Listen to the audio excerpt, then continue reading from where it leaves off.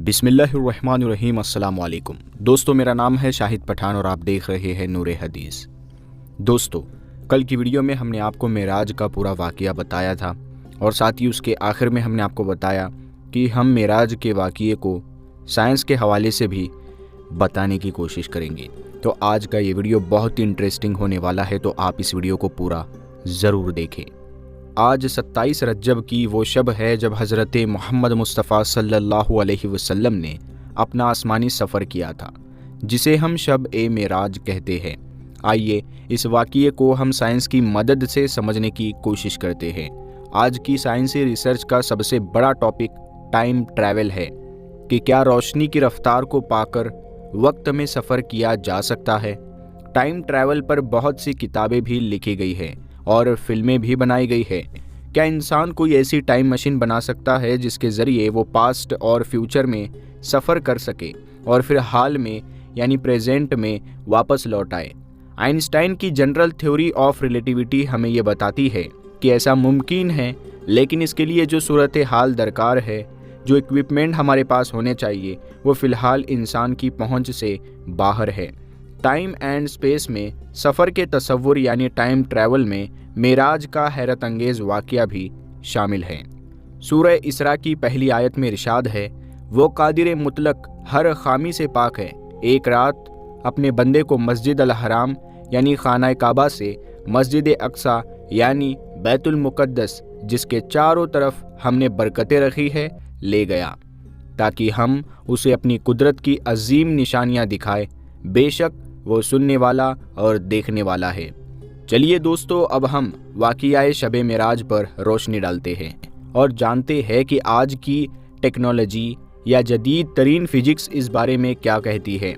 हुज़ूर पाक सल्लल्लाहु अलैहि वसल्लम ने अपनी मुबारक ज़िंदगी का सबसे बड़ा सफ़र हज़रत जिब्राईल अलैहिस्सलाम के साथ तय किया, जिसमें ज़मीनी और आसमानी दोनों मरहले शामिल हैं।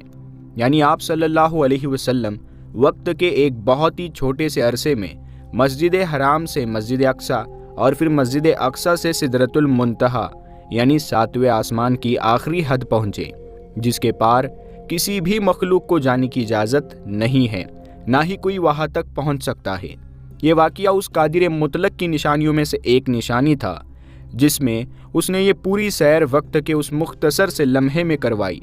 ये वक्त हमारे लिए थोड़ा सा था, लेकिन आप सल्लल्लाहु अलैहि वसल्लम ने शब-ए मेराज में काफ़ी वक्त बिताया। अंबिया किराम से मिले, लेकिन जब आप ज़मीन पर वापस लौटे तो कोई भी तब्दीली नहीं आई थी। यानी आप सल्लल्लाहु अलैहि वसल्लम जिस तरह और जिस हालत में कुछ भी छोड़कर गए थे, वो बिल्कुल वैसा ही उसी तरह और उसी हालत में मौजूद था। मतलब ये कि ज़मीन पर वक्त में कोई तब्दीली नहीं आई थी, जबकि आप सल्लल्लाहु अलैहि वसल्लम के लिए वक्त मुसलसल चलता रहा। जहाँ एक तरफ इंसानी अक्ल इसको मानने से कतराती है, वहीं दूसरी तरफ 20वीं सदी इसे तहलका खेज साबित हुई है, जिसने ज़मान व मकान यानी स्पेस एंड टाइम का एक ऐसा तसव्वुर और नक्शा खींच कर सामने रखा जिसे हज़म करना बहुत ही ज़्यादा मुश्किल है। हम जानते हैं कि आइंस्टाइन का ख़ास और आम यानी special and general theory of relativity महज एजाज व शुमार तक ही महदूद नहीं है, बल्कि अगर कोई इन थ्योरीज़ के रूल को पूरा अपना ले तो टाइम ट्रैवल हरगिज़ मुमकिन है। ये तो हम सब जानते हैं कि आप सल्लल्लाहु अलैहि वसल्लम को मस्जिद अक्सा की तरफ बुर्राक की मदद से ले जाया गया था।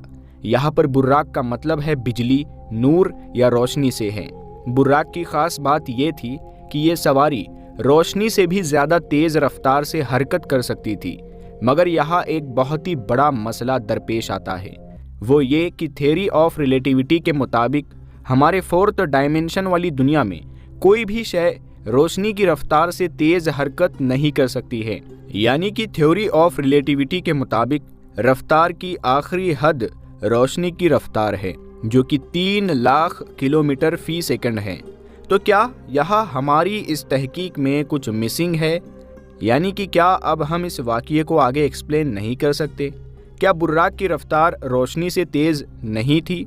آئیے دوستو اس مسئلے کا حل نکالتے ہیں کہ آیا ہماری کائنات میں محض روشنی کی رفتار ہی رفتار کی آخری حد ہے یا اس کی حد سے آگے بڑھا جا سکتا ہے۔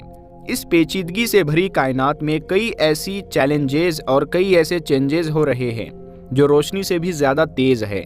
سائنسدانوں کو اس بات کے ثبوت ملنے لگے ہیں کہ روشنی کی رفتار سے زیادہ تیز رفتار ممکن ہے، یعنی کہ اب اس بات میں کوئی حیرانگی نہیں کہ براق کی رفتار روشنی سے بھی زیادہ تیز رہی ہوگی۔ اسٹرنگ تھیوری بھی ایسے پارٹیکلز کا ذکر کرتی ہے جو روشنی سے بھی زیادہ تیز حرکت کر سکتے ہیں، اور اس پارٹیکل کا نام ہے ٹیکیون۔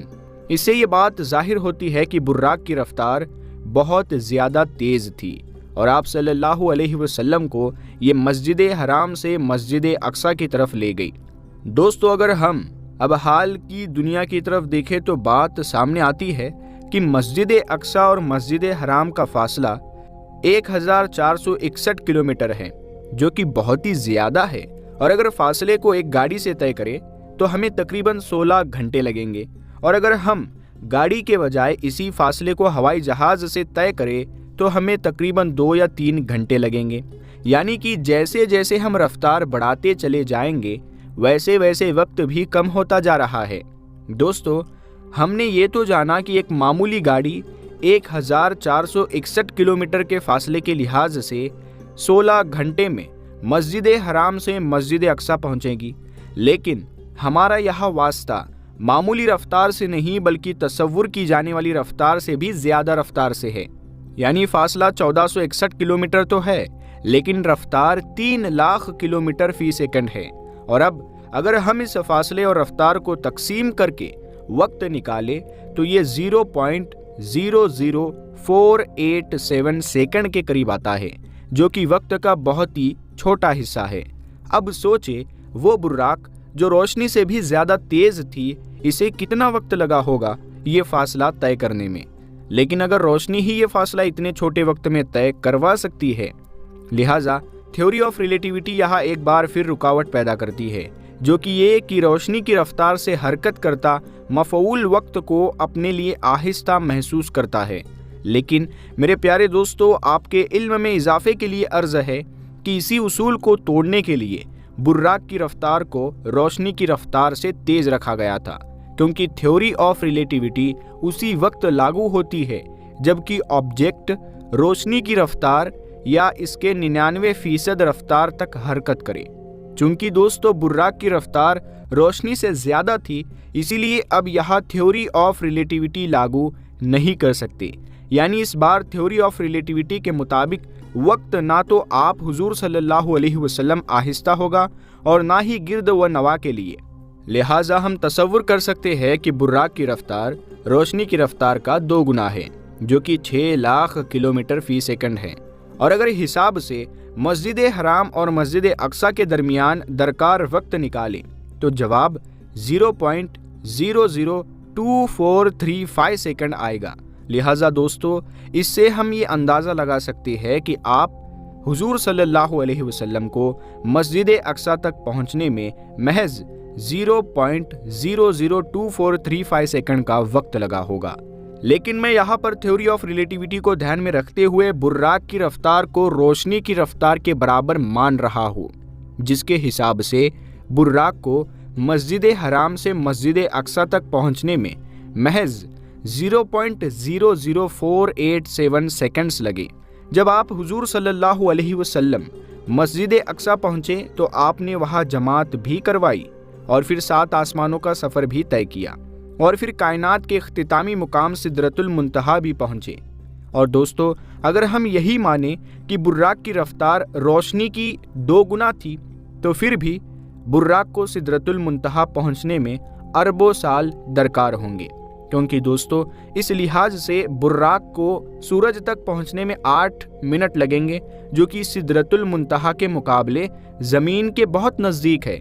اس کی وجہ یہ ہے کہ سورج سے زمین تک روشنی پہنچنے میں 8 منٹ سے کچھ زیادہ کا وقت لیتی ہے، اور اسی لحاظ سے براق بھی 8 منٹ لے گی۔ لہٰذا سدرۃ المنتہا جو کہ خربوں نوری سال یا تصور کی جانے والی کسی بھی دوری سے بھی زیادہ نوری سال دور ہے، وہاں براق کو جانے میں کئی اربوں سال درکار ہوں گے، جبکہ آپ حضور صلی اللہ علیہ وسلم نے یہ سفر پلک جھپکتے ہی طے کر لیا۔ لہٰذا ابھی بھی سوال بہت باقی ہے۔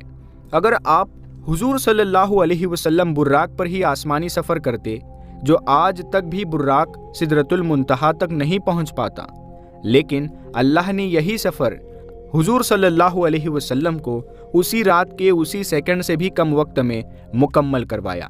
آخر یہ کیسے ممکن ہے؟